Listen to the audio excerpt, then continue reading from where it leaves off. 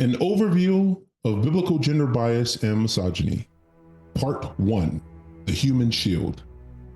To start, we should define our terms. A human shield is a person whose body is used as a protection from harm by someone else. Terrorists often use them to complicate or prevent their apprehension. This tactic is also used within the world of thought. There are ideas which, if stated publicly, will result in injury to one's reputation. If, however, they are carried by a host who possesses identity inoculation, the pushback and outrage will require more nuance and be considerably weakened.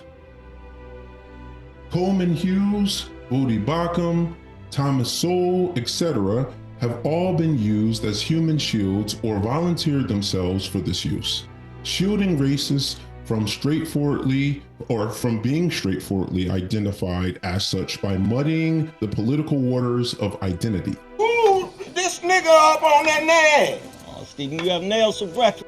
They serve as an ideological iron dome for white racists who hide behind them if and when accusations of racial bias begin to pour in. So, should say that perhaps again. These people, that is people like Coleman Hughes, Bodie Bacham, Thomas Sowell, they serve as an ideological iron dome for white racists who hide behind them if and when accusations of racial bias begin to pour in. Although the human shield is used regularly in matters concerning race, they are also used in discussions around gender and even sexuality. Often, members of the targeted community are willing to side with the oppressor and offer up arguments in favor of exclusion or bias. They self-consciously provide a human shield for the oppressors and make the Faustian bargain. There are those who haven't, in a conscious way, shielded the progenitors of harmful ideologies. And this leads us to our second observation, the role of Stockholm Syndrome. Stockholm Syndrome is said to be the psychological tendency of a hostage to bond with, identify with, or sympathize with his or her captor. There is a Stockholm Syndrome-esque phenomenon once visible during the women's suffrage movement, when thousands of women, for various reasons, oppose women being granted suffrage. In such a scenario, the oppressor can point to members of an oppressed class who co-signed their own oppression, diverting the potential critic's gaze from the actual culprit. Such individuals will view things that appear to be restrictive as empowering. For example, in Christianity, many adopt an Orwellian newspeak, using terms like complementarian to refer to a patriarchal and repressive delineation of gender roles. Though for some, this isn't even enough. Complementarian is, first of all, is really hard to pronounce, which is why it's a terrible theology. It's also hard to spell. It is. Yeah. It is. Because really nobody at the time, so like late 90s, early 2000s, nobody was really defending patriarchy. Right. It was like, well, this is horrible. Except for Russell Moore. Obviously. Except for Russell Moore. Yeah. God bless him. Yeah. Our third observation is one of blatant biblical patriarchal bias. All of what we have noted is true and yet hardly prepares us for the way the Bible uses women throughout its pages to consistently dehumanize women. You see, the contemporary sensitivity to gender bias was not present when the text that many now revere as holy was being composed. A writer of a passage where a story involving a woman leader like Deborah was penned is telling us in a not so subtle way that burgeoning nation was in pretty bad shape. In Isaiah 3, these words are penned: "My people, infants are their oppressors, and women rule over them. O my people, your guides mislead you, and they have swallowed up the course of your paths." Your oppressor being an infant is paralleled with a woman ruling over you. both considered the despicable state of a weakened people. So Deborah, a woman, is the judge of Israel in Judges 4.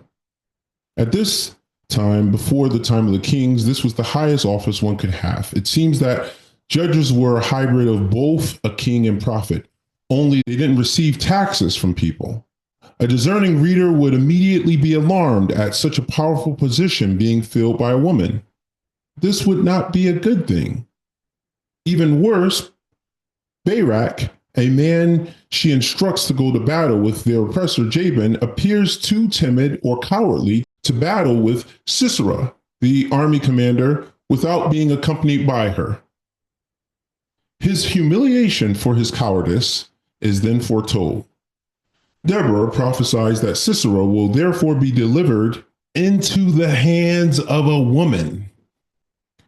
We are shortly thereafter told the macabre tale of Jael, a woman driving a tent peg through the temple of Sisera after giving him a soporific skin of milk to quench his thirst. The subsequent chapter features a song with stanzas noting the destitution of Israel until Deborah, a mother in Israel, and Jael, the prior chapter's heroine, came to the nation's rescue. The protagonists are women, but the thesis is about Israel's desolation and Yahweh's hand in providing some relief in spite of it. This is not about the power of women so much as it is about the impotence of men.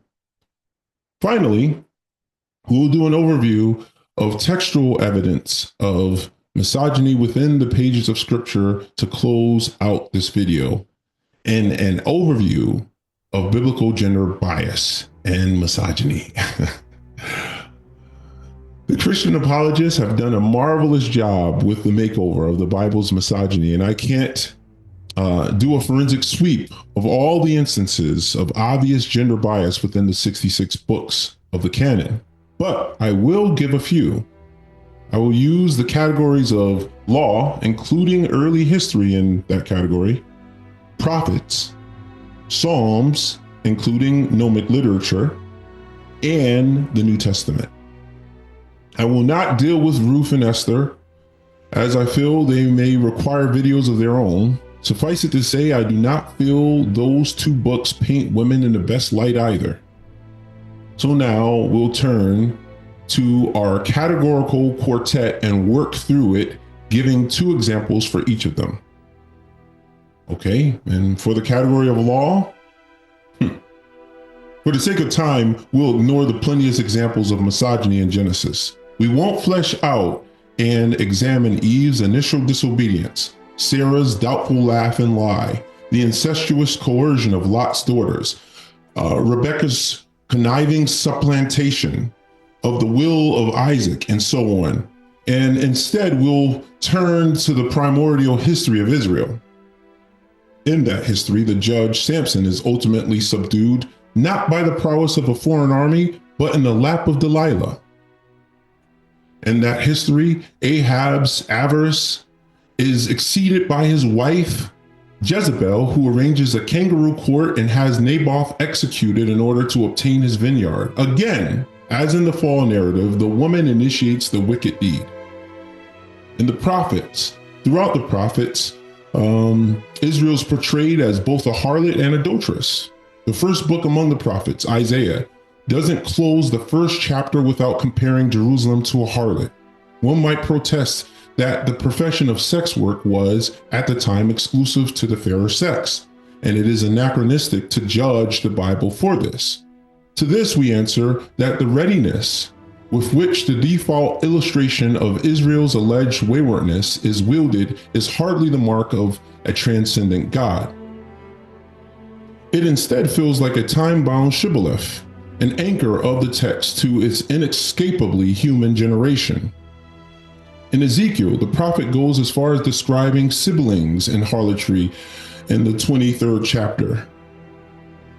In the Psalms, a title which we will use as a shorthand for the gnomic literature in the Bible, we find these two examples. In Proverbs 25 and 29, there's the following troubling quote: "It is better to live in a corner of a roof than in a house shared with a contentious woman." isn't this true of both genders? Contentious people overall are not good company. Why is the woman singled out here? By the way, the same statement appears twice, just 4 chapters apart. So much for divine fine-tuning. Nothing like a little divine double posting. The book of Ecclesiastes continues the trend with this little gem in chapter 7. What I have continually sought, I have not found. I have found only one upright man among 1,000, but I have not found one upright woman among all of them. When we turn to the New Testament, Paul, not one to be outdone by his Old Testament predecessors, continues the tradition with a dash of the old genetic fallacy and some fertility-based soteriology to wash it down. So much for the reformer's sola fide. In 1 Timothy 2, he says, "Let a woman learn quietly with all submissiveness. I do not permit a woman to teach or to exercise authority over a man. Rather, she is to remain quiet. For Adam was formed first, then Eve, and Adam was not deceived, but the woman was deceived and became the transgressor. Yet she will be saved, she will be saved through childbearing, if they continue in faith and love and holiness with self-control." Finally, there is our author of Revelation. Not one given to originality, he resurrects the Jezebel character along with the horror trope of biblical yore. There you have it, folks. The truth, every blessed word of it, from Genesis on down to Revelation. Like, subscribe, and share.